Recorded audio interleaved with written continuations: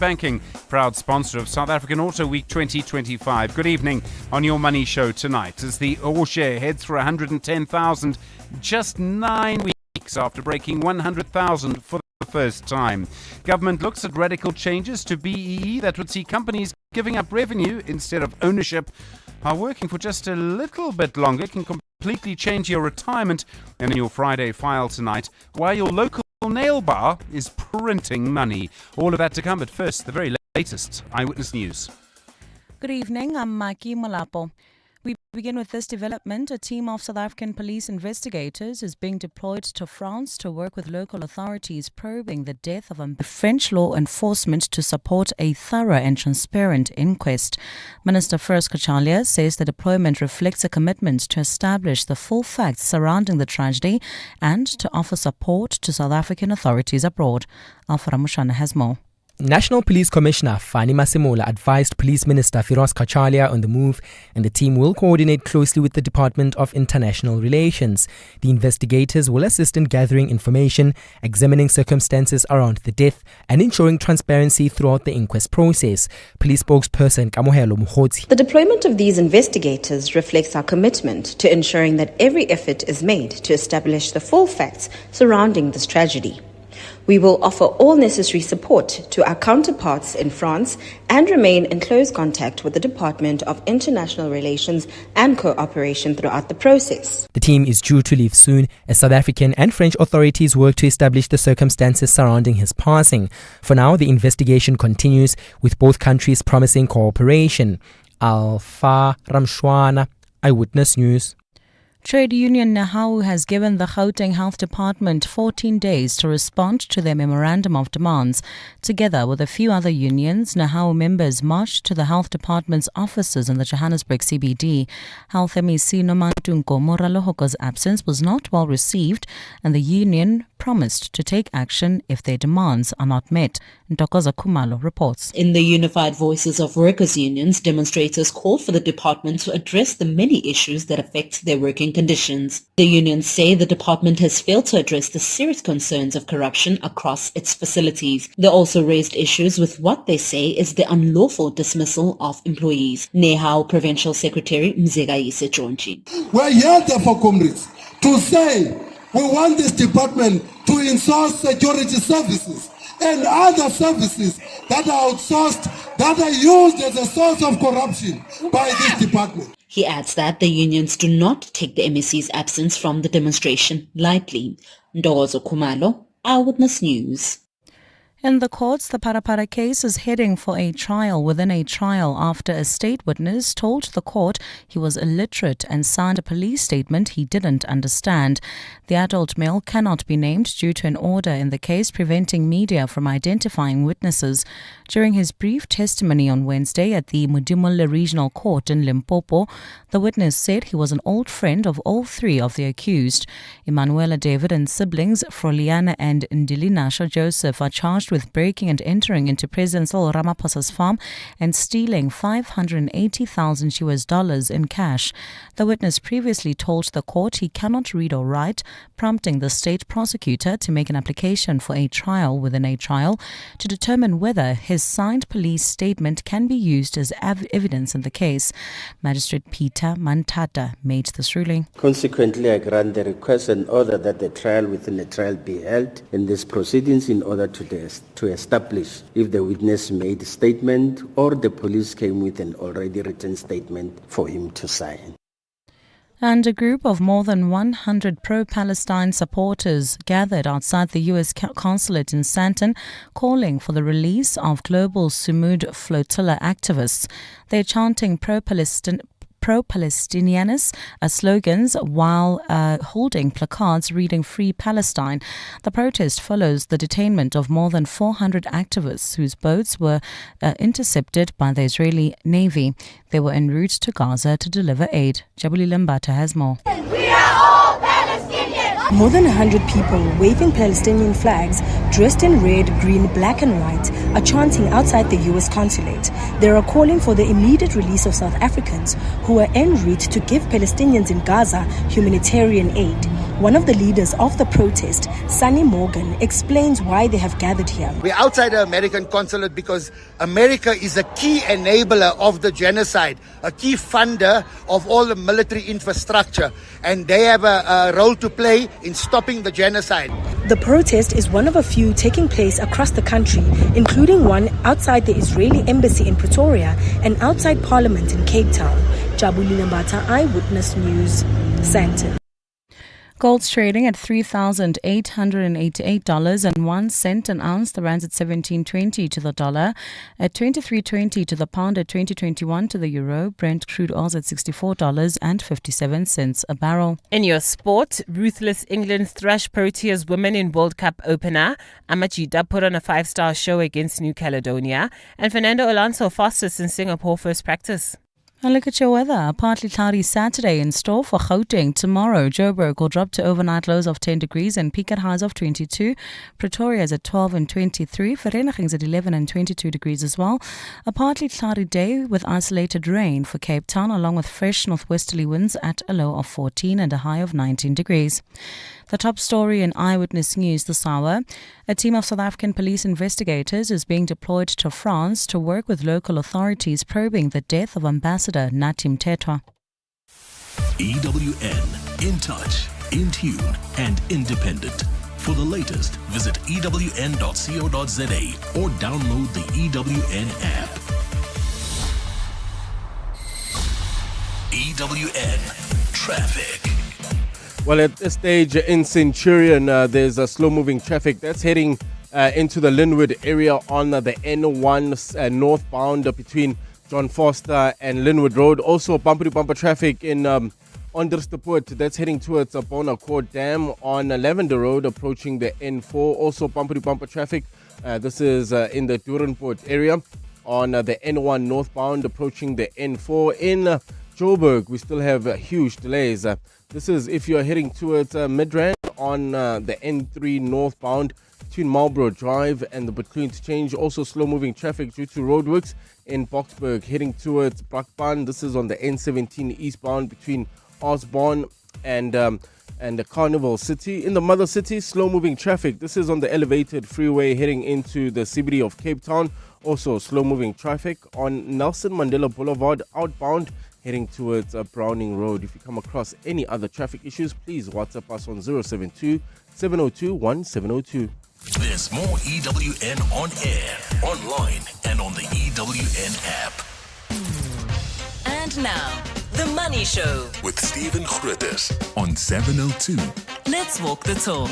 The Money Show with Stephen Grootes is brought to you by Absa Corporate and Investment Banking, proud sponsor of South African Auto Week 2025. Good evening. Welcome to the program. I'm Stephen Grootes. 8 minutes after 6, the Friday edition of The Money Show. And in a way, the JSE seems to be in party mode. There's no other way to look at it. Party mode, party mood. I don't think if it matters. The All Share shooting up to just under 110,000 at the close, 10% higher than it was on July the 23rd. That is 9 weeks or so away ago from when it actually passed 100,000 for the first time. It is just extraordinary how global markets, but including the JSE, are having a sort of party at the moment. And this sort of what I see as a sort of disconnect between that and the real economy. And obviously markets are about the future and perceptions about the future.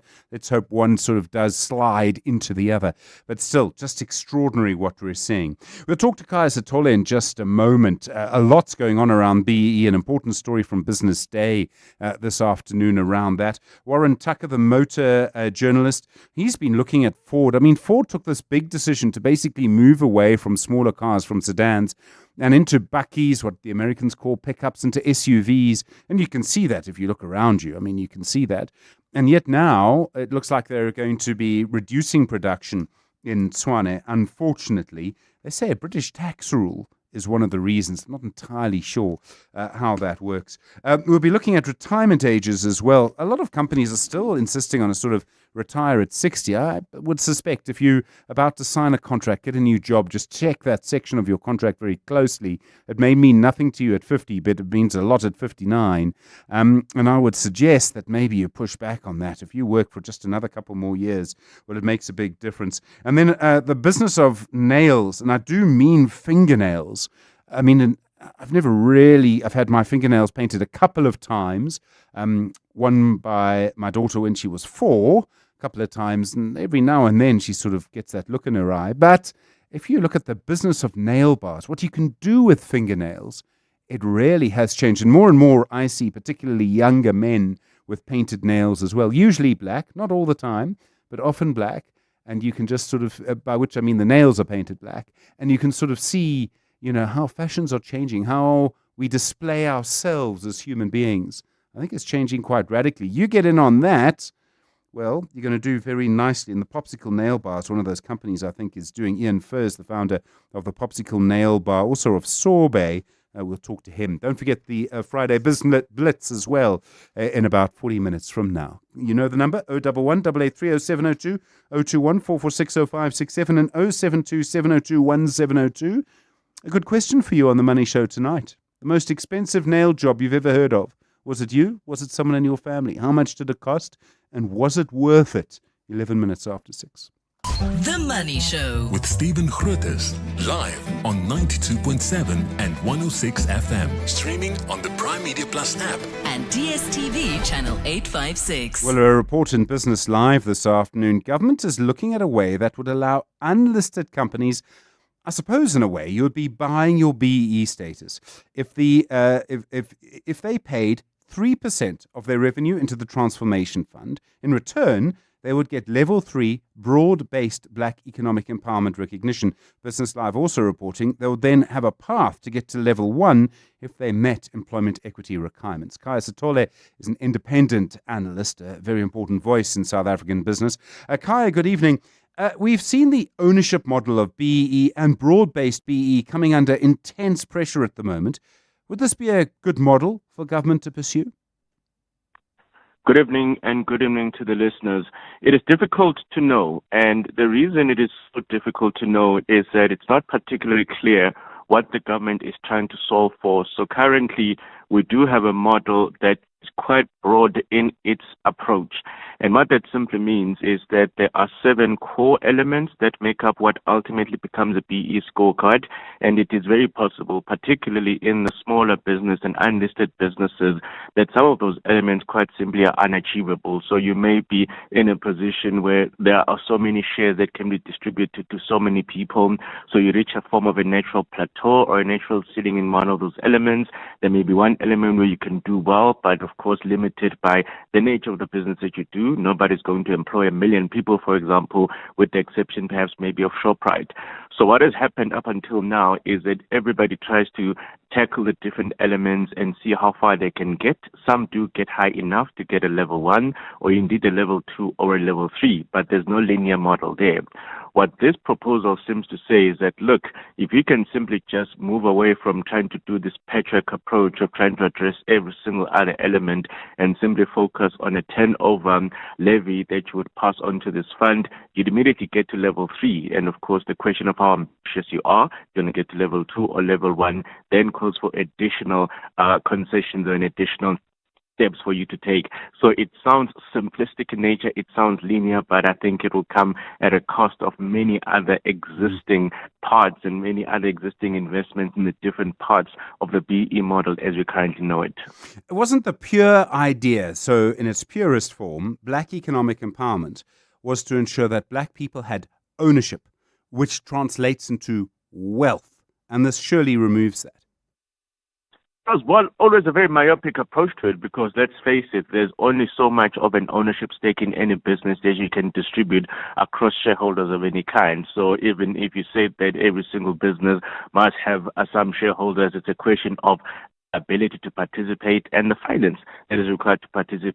So on that own, it was never going to be a solution to the national problem. There are many institutions where the question of who works in there is far more important than the question of who owns at stake. So if you think, for example, multinational companies that you just mentioned, Ford, for example, Ford could simply be coming from a jurisdiction where the idea of giving up ownership stakes to other shareholders in foreign jurisdictions is completely untenable. However, they have a footprint, they have warehouses, they have factories where the question of employment is clearly much more important to South Africa. So therefore, that would be what the focus area would have been. So the idea of simply just translating it into a question of ownership was always going to be limited by the simple question of who can afford to buy ownership stakes, and what happens after ownership stakes have been bought. Does this translate to a transformed economy? And the answer clearly was never going to be yes. Yeah. If this were to happen, and obviously we don't know the full proposals, as you say, it would mean the Transformation Fund would get about 40 billion rand a year. Now, as I understand it, the fund is supposed to then help from there support black business. There's been some critique, and I think it was Dr. Stuart Theobald and others have made the point, and there may well be others who've made the point, in fact, that existing funds that we have to fulfill this purpose, find it difficult to invest the money they have. 40 billion rand a year is a ton of money to invest. Well, I don't know if 40 billion rand will be a ton of money, because the very first problem that we still haven't tackled is what exactly will be the mechanism of collecting it and then what happens to it. So let's face it, if you said that, look, let us save ArcelorMittal tomorrow or buy a Ford stake, that probably absorbs a chunk of that 40 billion rand anyway. So it's very difficult to know what we're working with. Is it a matter of we're simply going to say on any annual basis, 1 billion rand must go to 40 qualifying businesses so that you have the scale, the reach, and the impact? The problem that we've had so far is that some of these models and some of these approaches are so scattered, it may well turn out that you did say that you distributed 50 million rand to a whole lot of businesses, but 50 million rand didn't allow a single one of them to get anywhere. It didn't allow anyone to become a player of scale in their sector or in their industry. So when people look back and then they start looking around, they're like, well, actually, what was the impact here? So I don't know if 40 billion rand is a number. The problem here is a simple question of, well, if you go for this model, what happens to pre-existing models? And I'll give you two examples. There's already an approach that says develop those along your value chain. So if you are Ford, find a black supplier of balls, find a black supplier of tires, or whatever it is. So develop those within your value chain. And then there's also the idea of enterprise development. So we've always had an approach that said those that work in particular sectors have a vested interest in developing those sectors and developing those particular value chains. So instinctively, I'm happy to invest in places where I can see the upside is from a business. A more centralized fund creates this particular anxiety about, well, what really happens to my money? How does it benefit the industry that I think probably needs some development? And how does it contribute to my business where I think that the value chains need to be transformed? So you create a problem here where people are going to say it's much less clear what the impact of their contributions and the impact of their investments are, because it goes to your central fund, and central funds are notorious for their inability to linearly track and explain what happens from source to destination and ultimately impact. Kaya Satole, really appreciate the time. Thank you. Independent analyst on The Money Show, 18 minutes after 6. 702. Stephen is on The Money Show. 6 to 8 p.m. The Ford Motor Company is saying this week that a change in the way the British government taxes the Ranger bakkie, they don't call it a bakkie in the UK, has led to a decision to cut back on the production of those vehicles. Here, the unions say that is going to lead to retrenchments. And from what seems to be happening in Silverton, where Ford has a big factory, they're moving from 3 shifts to 2 shifts. And these are the shifts that produce the Ranger. Warren Tucker is a motor industry expert and enthusiast. Warren, good evening. I mean, is Ford right? Is there an issue around demand for the Ford Ranger, and is this because of a change of tax in the UK? Good evening, Stephen. Well, that's a tough one, because if you look at what's going on, Ford sort of built a plant for a market that kind of was not there yet in the UK, because the reason why they're cutting back on the shift is because of the hybrid electric pickup or bakkie didn't quite take off as much as they wanted it to in the UK. So the electric vehicle is not doing as well. It's a very expensive vehicle, and that vehicle, they're not selling as many of them as they'd like. The second thing there is the tax laws changed in the UK. So essentially what the government's saying is, well, in the past, if you had a double cab and you had with a payload of 1 ton or more, right, you would classify this would be a bakkie and you'd enjoy a tax benefit. They've reclassified it as a passenger vehicle, no tax benefit. I mean, Ford have been, as I understand it, in the middle of a big change. They've gone from making sort of sedans to bigger cars, so bakkies and SUVs. Surely they would have, I mean, I'm slightly surprised you would bet on the British market for Rangers, but that's just me. Surely they would have done their research. 110%. Ultimately, what we can see here is so Ford, the Ranger bakkie that's manufactured in South Africa is manufactured for our market, UK market, and the Australian market. Also, you know that Ford builds the Ford Ranger alongside the VW Amarok. So those two vehicles are manufactured in the same plant. So, you know, you'd think, well, if you've got this, you know, there's a strong, I mean, bakkies are in demand in Africa. Why would you focus on the UK market? Well, they focused on the UK market for the hybrid electric bakkie. They built the plant here in South Africa at Roseland to handle the capacity of building the petrol or the diesel bakkie and to build the hybrid electric bakkie alongside each other. Unfortunately, the electric bakkie has not taken off the way they wanted it to. You've got now the fuel or the diesel bakkie, and that demand is strong. But like I say, the plant was actually built to do 200,000 units a year. So they're going to cut back on one of the shifts. What I would do if I was Ford is I would look at South Africa's market. We need a 1-ton bakkie, a half-ton bakkie, sorry. Come out with a half-ton bakkie, slap up the rest of the what you've got in capacity, building that bakkie, and get it going. South Africa needs that. Look at your market and cater to your market. That's what I say. And it comes as a sort of bakkie as the new luxury sedan in South Africa. 100%. I mean, a bakkie costs over R1 million. If I told you that 10 years ago, you'd tell me I'm mad. Warren Tucker, thanks very much indeed. Expert on the motor industry and, as you can hear, a motor enthusiast. The Money Show. Explainer. 22 minutes after 6 now, and I don't know if you know the retirement age in your company. The age at which you're supposed to retire will be somewhere in your employment contract, and as we see people living for longer and longer, there are still companies that are clinging to a retirement age of just 60. Old Mutual corporate consultants have been looking at the impact on your retirement if you work for just a few more years, say from 60 to 65. Blessing Utete is the managing executive at Old Mutual Corporate Consultants. Blessing, good evening. If you retire at 60, you have a certain amount of money and a certain time to live. If you retire at 65, I presume you have more money and, well, 5 years fewer to live. How big is that difference financially? Good evening, Stephen, and good evening to your listeners. Yeah, so Stephen, that can work out to quite a big difference. You're looking at anything between sort of 10 to 20% difference in the ultimate pension that you're going to get, depending obviously on how much you'd saved and the value of your total retirement savings at the time that you decide to retire. 20%, did you say? Yeah, it could be as much as that. And I think importantly, Stephen, it is really around the fact that when you get to that retirement age, as you said, 60 or 65, you've got a certain amount of money that you've been saving. Delaying taking that money means that money is going to grow by investment returns over that next 5 years. So there's compound growth that you're getting there. And then you're also delaying taking your pension by that 5 years. I suppose also, if you're working at 60, you're probably earning more money than you ever have before, right? I mean, if you were looking at the salary you got at 35, that wouldn't make such a big difference. But if you're earning what you're earning at 60, accounting for inflation, you're still earning that at 65, that's a lot more money. It is. I think you're talking to another point. I mean, employers that are considering these aspects like retirement age are also looking at what are the levers to pull.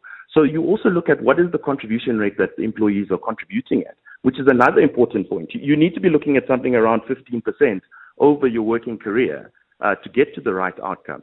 And that's just the other lever that employers can look at to improve outcomes outside of that retirement age adjustment. It's a fascinating debate at what age should there be a retirement age in a big company. I mean, some companies do seem to want to lower retirement age. They want to get younger people in. Younger people might say, look, we need jobs too. But it really gets to who is the best person for the job. And age is only one of those factors.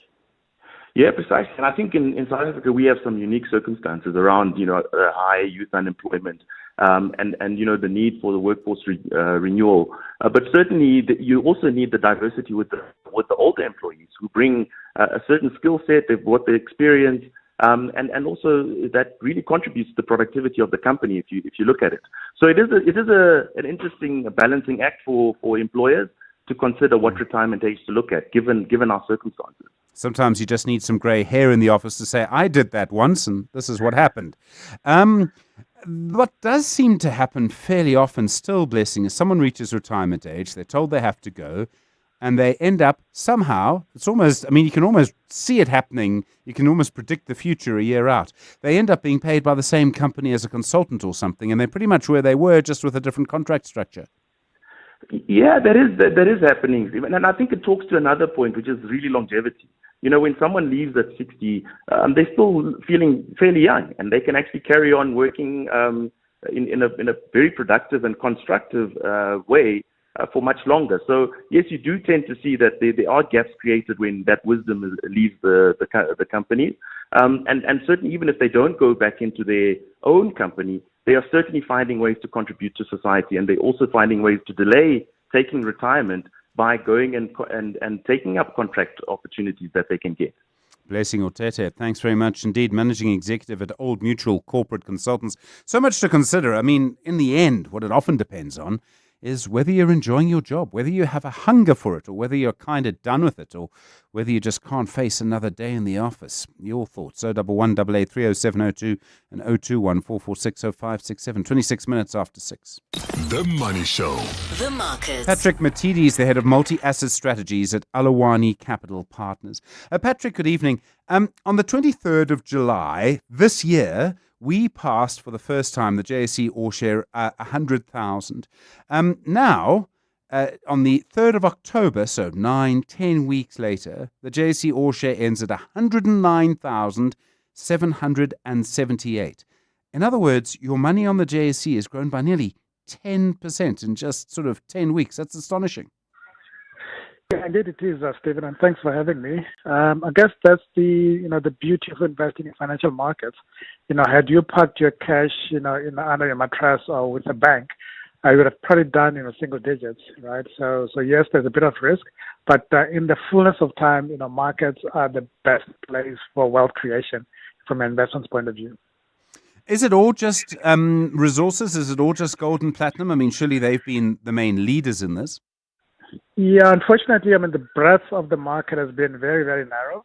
So outside of resources, if you strip out gold and platinum, as I say, and you look at, let's say, your typical SA Inc. stocks, a lot of those are either at the same level or slightly behind, from where they were this time last year, right? Or even, if you go back to just before the elections. So the local stocks, or those that earn a big chunk of their earnings from the local shows, unfortunately have been lagging quite significantly. If you look at, let's say, Gold Fields, up about 150% or so over the last 12 months. Over the same period, you've got a fast run that is at about 2.5%, and then you've got other stocks in the industrial space that has actually done a lot worse. So yes, indeed, if you were out of resources, certainly you would be in the negative. The gold price tonight is $3,884.66, and it does seem every time I mention the word that I have to include the word new record immediately after that. But gold has just been on the biggest run, and you have to wonder if 4,000 is next. Well, it did the same last year, and a lot of us said, well, it can't go any further. It's up about 40% this year, and the same as the year before. 2 years back. So the factors that have driven the gold price appear to be still intact. And then the two main ones, one is geopolitics, and then the other one, which is a bit more fundamental, is just demand from central bankers who are looking to diversify away from the dollar. So the whole de-dollarization effect is actually playing out. You can see it in the weakness in the dollar against other currencies, including the euro and the rand. And then for as long as that is still in play, also driven by the geopolitics, it's hard to see what can pull back the gold price at this stage. And then, Bitcoin's had quite a busy week. The rand's also a little bit stronger today.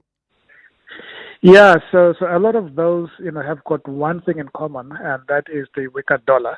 So the dollar is on the back foot, largely on the back of the close down of the U.S. civil service, and it's not clear when that will resume. But also, again, it just feels like there is a slow but steady flow away from DM markets, of which the U.S. is one, into emerging markets. So we're seeing a healthy demand for emerging market assets, and that is playing out in the rand being strong and other emerging currencies being strong against the dollar. And then the Bitcoin itself just been driven by, I guess, people just wanting to diversify away from the U.S. currency. Patrick Matidi, thanks very much indeed, Head of Multi-Asset Strategies at Alawani Capital Partners. Just gone 6:30, time for the latest Eyewitness News. Marky, good evening. Thanks, Stephen. Good evening. A group of pro-Palestinian supports have now made their way to Rosebank. They gathered outside a fast food restaurant calling for all businesses operating in the country which support Israel to be shut down. Earlier, the group gathered outside the U.S. consulate in Sandton. The protest comes after the global Sumud flotilla with more than 400 South African activists on board were detained by the Israeli Navy. The activists were headed to Gaza to deliver humanitarian aid to Palestinians. Jabuli Lembata has more. The pro-Palestinian supporters are calling for the release of South African citizens and Palestinians being detained by the Israeli government. One of the protesters, Madison Bannon, says it cannot be business as usual under these circumstances. The McDonald's franchise gave free meals to the IOF at the beginning of the genocide. Then the McDonald's Corporation bought all of the McDonald's in Israel. So now every time you shop at McDonald's, you're supporting and keeping afloat the McDonald's in Israel. The Palestine Solidarity Alliance's Feroza Meir. It will also be important if the government cuts all diplomatic ties with Israel, closes their embassy, and sends the ambassador of Israel out of our country. She adds that the purpose of the flotilla is to highlight the oppression of all people. Jabuli Lembata, Eyewitness News. Meanwhile, in Italy, hundreds of thousands of people are fanned across the country today for a large-scale strike over the treatment of the Gaza aid flotilla and far-right Prime Minister Giorgia Meloni's cautious stance on the conflict. Demonstrators condemned Rome's criticism of the global Sumud flotilla that sailed to challenge Israel's blockade of Gaza, where the United Nations has reported famine conditions after nearly 2 years of war. Many also demanded more from Meloni, who has faced criticism for not speaking out more strongly on the situation in Gaza or recognizing the state of Palestine. The CGIL, one of two unions to call the strike, says over 2 million people across Italy had taken to the streets in over 100 demonstrations. The strike saw trains cancelled or delayed, some schools closed, and even some prisoners downing tools. Anti-crime activist Lynn Phillips says she doesn't believe the Western Cape's revised safety plan will help reduce crime on the Cape Flats. Premier Alan Winde introduced the province's safety plan in 2019 as a comprehensive plan to reduce and prevent crime. This week, a revised plan for 2025 to 2030 was presented before the Standing Committee on the Premier and Constitutional Matters. It includes increased focus in areas with the highest violent crimes, addressing the under-resourcing of SAPS in the province, strengthening the functioning of CPFs, and the devolution of policing powers.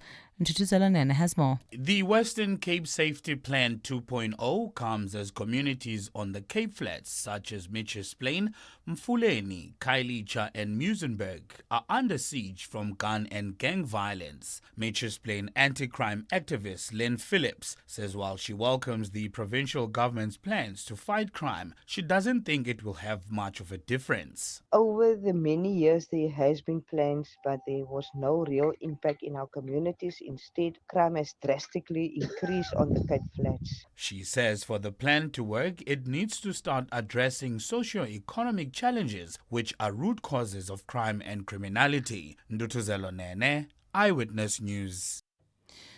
And Apple has pulled apps that let users flag sightings of officers from U.S. Immigration and Customs Enforcement. The tech giant said it had removed IceBlock from its App Store after law enforcement made it aware of safety risks associated with it and similar apps. Another app called ICE Immigration Alerts has been removed from the App Store and Google Play. A third, Koki has also been taken down from Google Play. In a statement, U.S. Attorney General Pam Bondi said she had demanded the removal of IceBlock, saying it was designed to put ICE agents at risk. The BBC reports that the app's creator contacted the publication's Verify after receiving an email informing him of the removal and accused Apple of capitulating to an authoritarian regime. The decision means existing users of IceBlock can continue to use the app, but it cannot be newly downloaded. A number of apps were released this year in response to President Trump's crackdown on legal immigration and an upsurge in ICE raids. A look at your weather. A partly cloudy Saturday in store for Gauteng. Tomorrow, temperatures will drop to overnight lows between 10 and 12 degrees and peak at highs of 22 and 23 degrees. Partly cloudy skies with isolated rain for the mother city, along with fresh northwesterly winds at a low of 14 and a high of 19 degrees. The top story in Eyewitness News. A group of pro-Palestinian supporters have now made their way to Rosebank, where they're gathering outside a fast food restaurant, calling for all businesses operating in the country which support Israel to be shut down. EWN Traffic. In Boksburg, heading towards Brakpan, we still have roadworks slowing down traffic. That's on the N17 eastbound between Osborne and Carnival City. Also driving through Kelvin, heading towards Midrand, we still have bumper-to-bumper traffic. N3 northbound, that's between Marlborough Drive and the Baklu Interchange. Also in Roodepoort, traveling towards Leratong, traffic is a bit sluggish. This is between Corlett Avenue and Adcock, while in the mother city, expect some delays on the elevated freeway. This is inbound. There's also slow-moving traffic on Nelson Mandela Boulevard outbound, approaching Browning Road. If you come across any other traffic issues, please WhatsApp us on 072-702-1702. There's more EWN on air, online, and on the EWN app. Beyond every boardroom is a story waiting to be written. A story of a business and its potential, of a community that thrives, a hospital that serves, and energy that powers millions of dreams. It's a story that only gets better with a partner that has the expertise and solutions to make it a reality. At ABSA CIB, we are invested in your story, and we invite you to write it with us, because your story matters. ABSA, an authorized FSP and registered credit provider. All cars are designed to move. A Mazda is crafted to move you. Every line, every detail, form in motion, beauty with purpose. So that when you drive, you connect. Car and driver become one. One rhythm. Builds, holds, breaks free. The feeling will find you. Mazda. Wonder awaits. Checkers Little Shop is back with 46 new minis. Get one free when you swipe and spend 200 Rand on deals like Twin Saver 2-ply white toilet rolls 24-pack for $159.99 and Clover Butro full cream modified butter spread 500 grams for $79.99. Plus, stand to win a trip to Legoland Dubai. Simply buy any 3 participating products and swipe your extra savings card to enter. Valid until Sunday at Checkers. T's and C's apply. Tap into the power of good sleep. Visit Dial-A-Bed today and save up to 30% on our best-selling brands. Our Sealy Celebration Plush Comfort Queen Set is now $9,499 and our 40 Winks Active Zone Extra Firm Queen Set is now only $11,999. Save $6,000. Plus, get next-day delivery on our bestsellers. Dial-A-Bed. Sleep for life. WhatsApp Stephen on 072 702 1702. Well, interesting voice notes coming through tonight, talking, of course, about Ford, what would help them get an edge in South Africa. Stephen, hello, good afternoon. Salem's here, a serious Ford Bucky driver crack. But you know what? I would believe that for Ford to get a real edge in the market, they can really start thinking of producing the F-150. The South African market is ready for something different. Everybody builds these standard Buckies that you find in South Africa, but nobody builds the larger F-150s, and they can still do it with the V6 engines. And I think if they do that, I'd rather go upwards rather than downwards, and that's where they would score. Yeah, no, I mean, I was in the States recently and I saw the F-150s and I was just reminded of how big they are. I mean, they are massive. And I think some people battle to park some of the Rangers or the Everests. They're massive. But the F-150 is another beast. I mean, they would also be, they would have to start at a bar. They'd have to start at R1 million. That would probably be entry level. So, yeah, I hear you. But, I mean, maybe the market is there. I don't know. What would you do? Would you buy one? 011 883 0702 021 446 0567. The Ford 150. Got to be one of the biggest pickups around. 20 minutes now to 7. EWN Sport. Tolekele, good evening. Lots on the go this weekend. Rugby tomorrow, of course, but the Carling Black Label tonight. Absolutely, and the attention in the domestic league this weekend will turn to the Carling Knockout. That's where selected round of 16 games will see Mamelodi Sundowns up against Marumo Gallants, while Orlando Pirates clash with Siwelele. Arislam Adu has discussed trying to win a second trophy with the Buccaneers, having clinched the MTN 8 last month. The most important is to be consistent on what you think, on your job. I'm coaching a fantastic club. I have the chance to be surrounded by a lot of South African competencies that they are doing a very good job.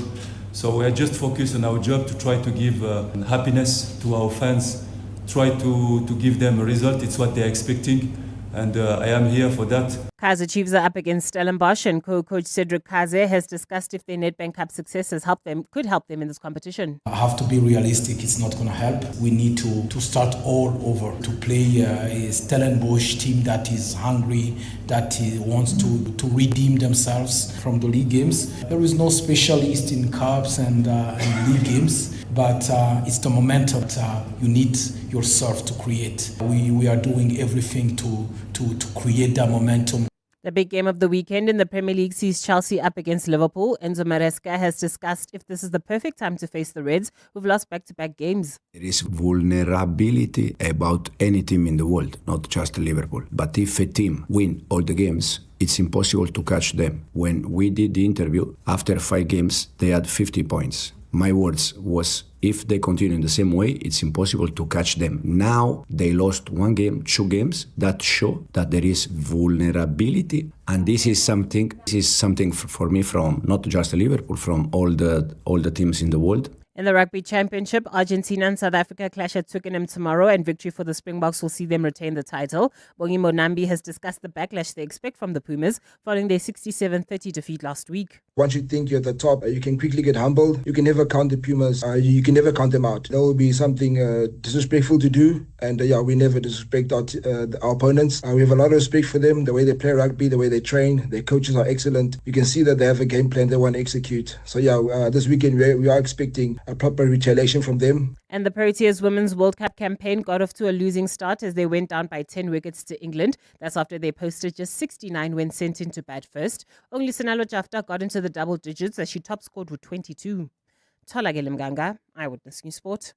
The Money Show. The Friday File. The Friday File. 18 minutes to 7 on this Friday. Don't forget the Friday Biz Blitz in about 10 minutes from now. I don't know how much attention you pay to people's nails and the way in which fashions have changed quite quickly. So when I was growing up, only women had painted nails, and the only real shade you saw was some sort of shade of red. That's changed so dramatically now. Many women wear nails that can be very long. They're gels, of course. They're tips. They come in all colors of the rainbow, I've noticed. And maybe it's just the industry I'm in, but I've noticed quite a few young men having their nails painted black, for example. And you do get a sense that things are beginning to change. Now, if you suddenly have twice the market, or suddenly the market is getting a lot more interesting in the nail market, you might suddenly find yourself on the right side of a profit. Ian Furr is someone who knows a thing or two about starting businesses. He's CEO at the Hatch Institute. He's the founder of the Popsicle Nail Bar, and of course, before that, Sorbet. Ian, good evening. It's good to talk to you again on the Money Show, and thank you. I mean, it's amazing how trends turn and change, and that does seem to have happened with nails. Yes, hi, Stephen. Thanks so much for having me again. Yeah, I mean, it's changing all the time, and there are a lot of international trends that are leading us. There's new ways of doing things, new ways of looking at colors, new ways of nail art. There's a whole lot of new things. So it's an exciting industry, and I'm quite excited to be getting back into it with Popsicle Nails. I have some young dynamic partners, Anil and Trisha Bogayata, who have been running the popsicle nail business from a product point of view for the last 8 years. And I met them through my wife. She runs a school of beauty therapy schools, a chain of schools, and she introduced me to them, and she said, I need to meet these people. They've got a fantastic product. So I did. And they came and asked me, how can we scale our business? And I said, the only way to do that is to open a chain of nail bars. And they got quite excited about the idea. They spoke to the investor, and they said, yeah, they want to do this as long as I join them as a partner. Yeah. So here we are. Yeah. I mean, you talk about nail art. So it's not just colors. It's not just a particular shade and maybe a sort of some shade of white at the tip. We're talking about quite intricate designs, maybe a little flower or something, and maybe even a different one for each nail on two hands. Yes, there are lots and lots of options. I must say, I'm not the expert on the actual nail side. I'll be leading the staff side, the culture, and the customer service, and the other guys, my partners, will be looking more at the technical side of the business. But there are lots of different options and wonderful things going on in the nail business, and obviously the affordability is a big thing as well. That we want to try and make things more affordable and offer a premium quality service at the same time. And people say that the market's very saturated, but in actual fact, there's always space for something new and different, and hopefully we can do it better this time. Well, cheaper and better kind of wins most fights. Yes. You would think that in tough times, people won't spend money on sort of, let me just call the category for the moment, beauty. But I think sometimes maybe it actually goes the other way. People want to feel good about themselves. To feel good about themselves, they want to look good, and that makes them feel better. And that maybe leads to a kind of quite a consistent business in the beauty business, rather than something that sort of goes bust during a recession. Yes, my experience with nails is that women would rather have their nails done than eat. Sure. It's really important. So when things are tough, they call it the nail issue, the lipstick experience, where beauty becomes even more important than normal, because they can't go out without their nails looking good. And it's not really about men. I don't think men get too excited about nails. But as far as the women are concerned, it's a very, very important element of their lives. And they don't want to go out there without their nails looking great. So they'd rather spend money on that than go to movies or anything else. So it's a kind of a constant demand. It doesn't drop too much when the rest of the economy drops, So it's a good business to be in. I mean, I know nothing of which I speak, but I think women know they're judged by other women, and it kind of goes down that road. One of the things about nails is it's quite labor intensive. So yes, I presume they're machines, and you can get a heat treatment and all sorts of things. But it's a really good way to create jobs for people. And Ian, I mean, I know that's what you're all about. Yeah, very much so. So with Sorbet, we created 3,500 jobs there, and so we would look to do something similar here and create life-sustaining employment for people. And I think we created a large industry there. We turned it around. We changed the color of the industry, if we can say that, because before it wasn't very diverse, and now it is. And there's lots of opportunities for people to make a good living in this industry. And we hope that we can help that happen going forward. It's also, there's really no way to do it without people. I mean, that's one of the things about the beauty business, is that it really is about, it really is about people actually providing a service. And often in the case of a beauty bar, or whatever you want to call it, it's about the discussion and the kind of gossip. Well, gossip's the wrong word. It's about the free therapy that comes with the nails. Yes, absolutely. That's the only way that you can do this is in person. You can't do this kind of thing online. It can never work. So it's always a personalized service, And that's how, if you build a strong culture where people really believe that they come to work to serve the needs and wants of their customers, you can build a great business. So it's the two things. It's the affordability, the fantastic service, the personalized service, and a strong culture. And that's what we hope to try and achieve with this particular new business, Popsicle. Yeah. So the nail business is getting more complicated and intricate, and does that change some of the raw materials? So it's not just nail polish and brushes you're using. You're using, I presume, heaters. You're using gels. You're using things like that. Are those costs getting a little bit more interesting? Yes, I think so. Again, I'm not the expert on all of that. You'd have to speak to the other two about that. But yes, it is. There are lots of new things that are happening in the market, and there will be a cost factor attached to that for sure. Yeah. Do you know if the people who are coming into the salons are changing? And this is really, I think, maybe a little question around gender, because I have seen more and more men, often with painted nails, often painted black. But I also wonder about the age of the people who are coming in. So the age of primarily the women who are coming in. Yes, they're starting very young at the moment, Stephen. You can get young girls coming in from the age of 7, 8 years old with their parents, with their mothers, and they want to come and have their nails done, and they have little parties and nail parties. There's a whole new feel for the young generation at the moment, and of course teenagers as well. So it's almost like you have a customer for life if you can keep them happy. Sure, that must be so interesting. It also means you need to change the marketing. You know, you don't offer them a coffee, you offer them a full fat Coke or something. Yes, a Fanta. Yes, indeed. Indeed, yeah. How big do you think the business could get? And this is really a question about the size of the market. You made the point, and we discussed earlier, that despite what happens in a recession, people are very keen to get into this, and they will use the service. And then once it sort of takes hold, and there is a trend to this, so once it takes hold, you know, everyone kind of feels they need to be a part of it. The trend can go the other way. I mean, we have seen at times before where people might have all, you know, many women primarily might have all had sort of red nails, and then it sort of went back kind of to a natural color for a while. Yes, there will be cycles like that. But what we plan to do is to franchise the business. So there's lots of demand for franchises. In fact, since we've announced this thing on Popsicle, we're getting a lot of inquiries from franchisees already, because that's where the opportunity is.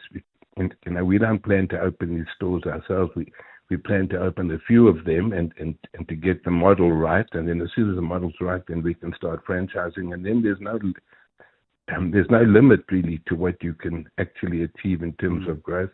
It could be hundreds of outlets. Yeah, I mean, it's going to be fascinating to watch.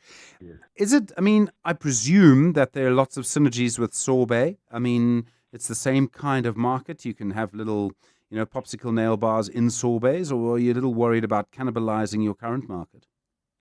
No, I don't think we'd be doing that. It would be quite independent, and we're not specifically trying to compete with Sorbet. It'll be its own brand. And if people do join us, that's their own choice. But that's not the objective, is to try and undermine or to compete with Sorbet. It's just to compete in the market. And we see a big market here for Popsicle. And we feel that if we can just do the right things, then the market's big enough for us to try and establish ourselves. Ian Furr, good to talk to you again. Thank you very much indeed. Founder of the Popsicle Nail Bar, Sorbet, and CEO at the Hatch Institute. It is a business that is absolutely growing and, you know, typical kind of money show fare. Fingernails and Ford Rangers, all in one show, 7 minutes to 7.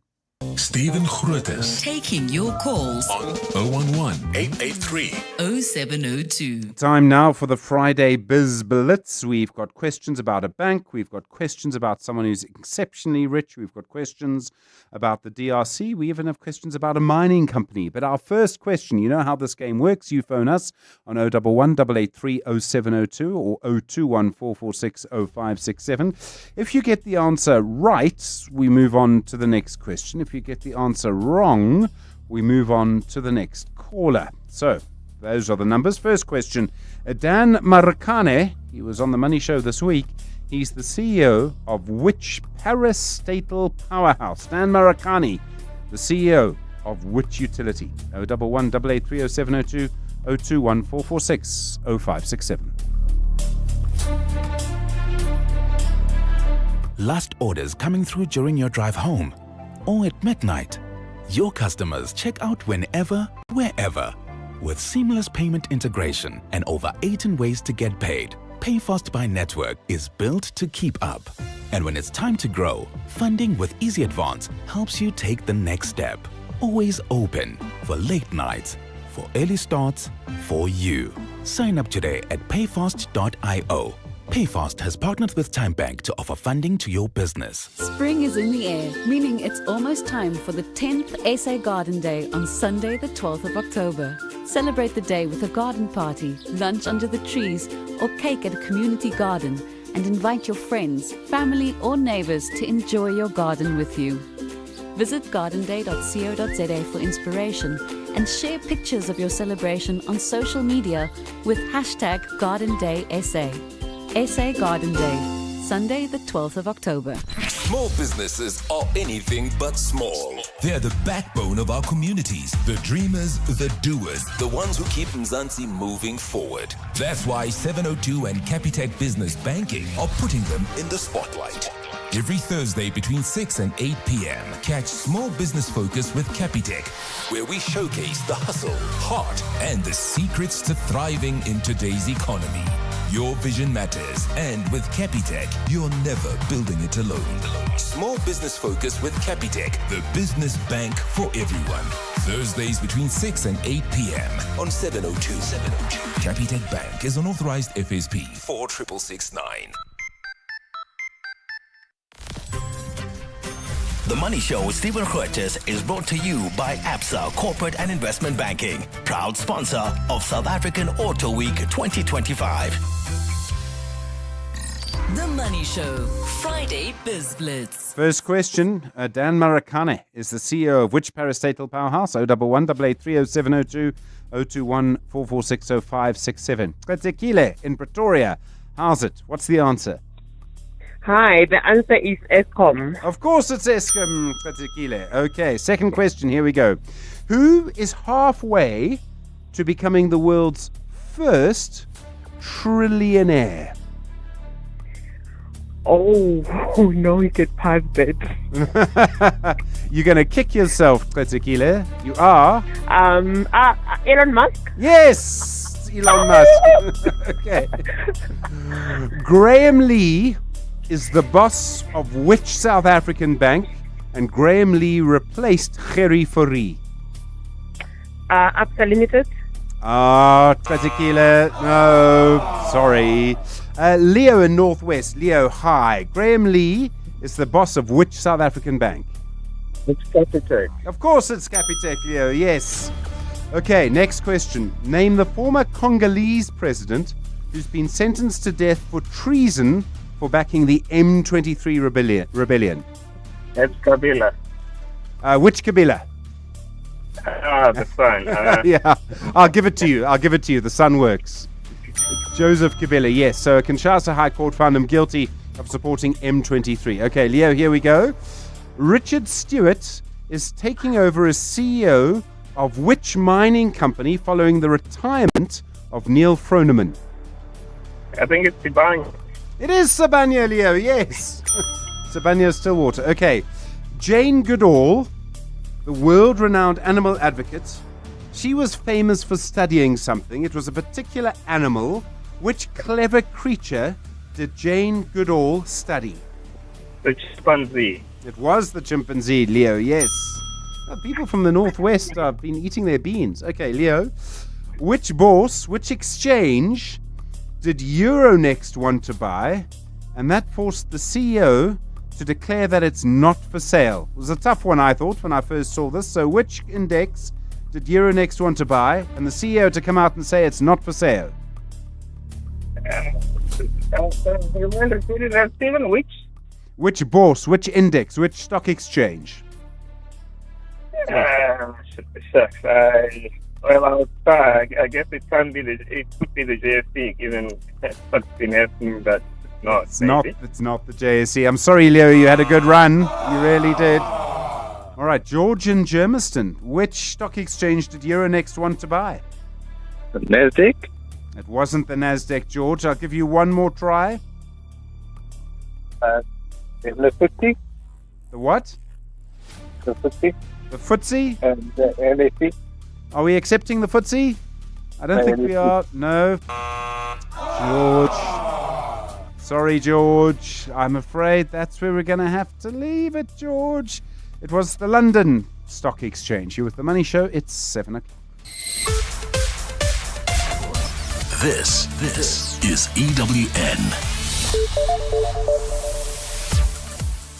Good evening, I'm Mikey Mulapo. A group of pro-Palestinian supporters are gathered outside a fast food restaurant in Rosebank, calling for all businesses operating in the country which support Israel to be shut down. Earlier, the group gathered outside the U.S. consulate in Sandton and made their way to Rosebank this evening. The protest comes after the global Sumud flotilla with more than 400 South Africans activists on board were detained by the Israeli Navy. The activists were headed to Gaza to deliver humanitarian aid to Palestinians. Jabuli Lembata has more. The pro-Palestinian supporters are calling for the release of South African citizens and Palestinians being detained by the Israeli government. One of the protesters, Madison Bannon, says it cannot be business as usual under these circumstances. The McDonald's franchise gave free meals to the IOF at the beginning of the genocide. Then the McDonald's Corporation bought all of the McDonald's in Israel. So now every time you shop at McDonald's, you're supporting and keeping afloat the McDonald's in Israel. The Palestine Solidarity Alliance's Feroza Meir. It will also be important if the government cuts all diplomatic ties with Israel, closes the embassy, and sends the ambassador of Israel out of our country. She adds that the purpose of the flotilla is to highlight the oppression of all people. Jabuli Lembata, Eyewitness News. Parliament Ad Hoc Committee Evidence Leader, Advocate Norman Arendse, says their inquiry hearings into police corruption and the interference will be different to the Madlanga Commission and will adopt a different procedure and line of questioning. Arendse says KwaZulu-Natal Provincial Police Commissioner Nhlanhla Mkhwanazi will be informed of the different approach so he's not caught by surprise. Mkhwanazi will make his first appearance before the Ad Hoc Committee next Tuesday, following his 3-day testimony before the Madlanga Commissioner.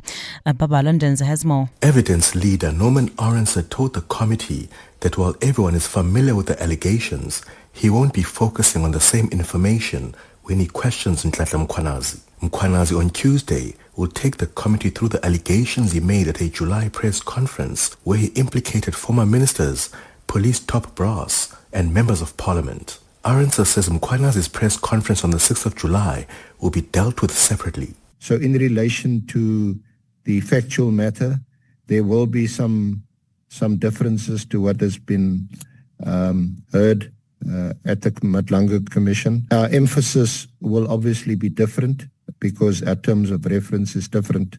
Arendse says Mkhwanazi's appearance will be followed by National Commissioner Fanima Semola and Deputy Commissioner Shadrack Sibia to conclude testimony from police top management.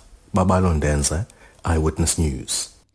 Cooperative Governance Minister Velenkosini Hlabisa has urged municipalities to strengthen accountability systems to prevent repeated incidents of maladministration. Delivering the closing address at the local government summit in Midrand today, Hlabisa stressed the need for municipalities to take decisive steps to tackle corruption. The gathering brought together national and local government officials to deliberate on solutions to the challenges facing municipalities. Hlabisa says municipalities must be proactive in addressing their challenges. We have particularly focused on the importance of depoliticizing administration, strengthening accountability mechanisms. These are not abstract ideals, but practical imperatives that will determine whether our local governments can deliver services efficiently. Cape Town Mayor Jordan Hill-Lewis says a tender fraud investigation into a 1.6 billion rand construction tender only relates to a contract which amounts to a small fraction of the tender. The mayor's comments follow a search and seizure operation at 26 addresses across Cape Town. The raids were prompted by City of Cape Town City Manager, who followed up information from a whistleblower. The city called the police in this matter. The police would not have been involved in this matter had it not been for our city manager, Lungelo Mbandazayo, reporting this matter to them after an initial city investigation. Hill-Lewis also clarified reports about the amount of money being investigated. The fact is that the amount that is likely to be investigated is only a tiny, tiny fraction of the amount that has been bandied about so commonly in the media. The mayor says the city will take the necessary action whenever evidence of corruption is uncovered in the municipality. And in America, a stalemate between the Republicans and Democrats could see the U.S. government shutdown stretch into next week. U.S. senators are preparing to vote for a fourth time today on a funding fix proposed by President Donald Trump's Republicans.